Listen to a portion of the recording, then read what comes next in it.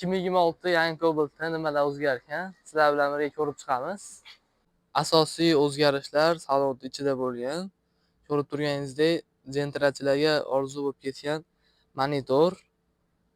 Tabloda qaysi mashinaligini kommentda yozib qo'yasizlar. Multifunksional rol, hamma kruz kontrollari ishlaydi.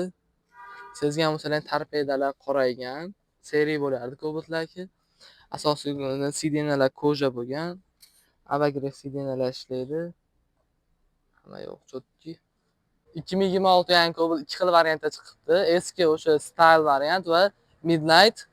Midnight'ni sezgan bo'lsangiz, faralar, diska va bokovoylar tim qora rangda va orqa eshigimizda 15% tonirovkalarimiz bor.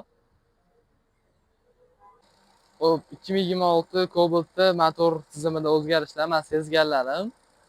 Bu o'zgarganlar Vanus'dachi, tormoz tizimida o'zgarishlar bor va yangi kompyuter. Men sezganlarim hozircha shular. Yangi 2026 Cobalt narxini aytishimdan oldin ekranga 2 marta bosib qo'ying. Midnight MCM modelimiz narxi 165 million. Style MCM narxi 156 million 100 so'm. Xarid qilish uchun Marg'ilon kombinatidagi Drivers Village'ga tashrif buyura olasizlar. Amaliyotga kutib qolamiz.